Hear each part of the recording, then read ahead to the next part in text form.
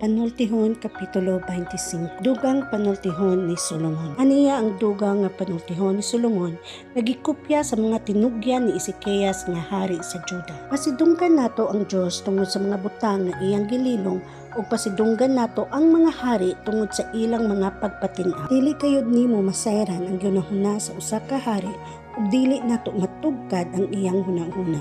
Sama kini kahabog sa langit ug sama kalalom sa dagat. Himuang lunsay ang plata aron ang tawong batid sa pagkulit makahimo gikan niini ug matahom nga butang. Ipahilayo sa hari ang daotang mga magtatambag ug ang kagamhanan niya maila sa iyang pagkamakiangayon. Inig atubang mo sa hari, ayaw ipresentar ang imong kaugalingon. Mas maayo pang hangyoon ka sa pagdawat sa taas-taas nga katungdanan kaysa sultihan ka sa paghatag sa imong dapit ngadto sa usa ka tawo nga mas importante pa kay kanimo. Ayaw pagdali-dali sa pag-adto sa hukmanan tungod sa butang nga imong nakita unsa man unyay imong buhaton kung may laing saksi nga makapamatuod nga nasayop ka. Kung ikaw ug ang imong isig ka tawo dili magkauyon sa inyong unang-una, usayan ninyo kini tali kaninyong duha ug ayaw ibutyag ang bisan unsang tinaguan.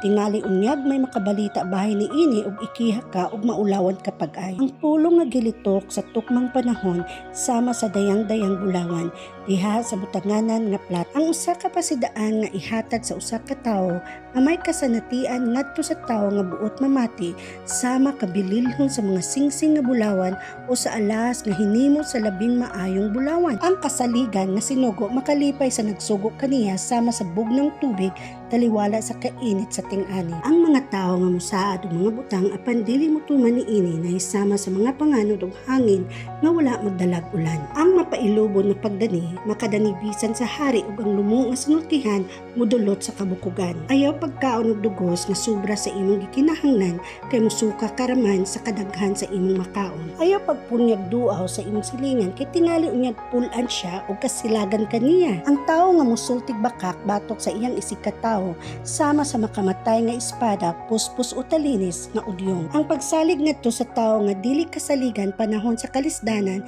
sama sa pag-usap ginamit ang daot nga ngipon o sa paglakaw pinaagi sa nabakol nga mga tiil. Ang pag-awit alang sa tawo nga anaa sa kagul-anan sama ra sa paghukas sa sapot sa tawo panahon sa tingtugnaw o pagbutang og suka sa usa ka samad. Kung gigutom ang imong kaaway, pakan-a siya. Kung giuhaw, paim na siya. Kaysa ingon, maulawan siya pag-ayo o gantihan ka sa Ginoo. Ang paglibak naghaling sa kasuko sama nga amihan nagdalag ulan. Maayo pa ang magpuyo diha sa kisami kaysa makigtipon sa asawa nga tagaw-tawan. Ang pagpamati sa maayong balita nga wala nimo paabuta sama sa pag-inom og bugnang tubig kung uhawon ka. Ang taong matarong nga motugot lang sa buhaton sa taong daotan sama sa tubod nga hugaw o sa atabay nga gibutang nga gilo. Dili maayo ang pagpalabig kaon og dugos sama nga dili maayo nga magsigi ka og padayon. Kung dili ka makapugong sa imong kasuko, may sama ka sa usa ka syudad nga walay parel ug sayon rang atakihon.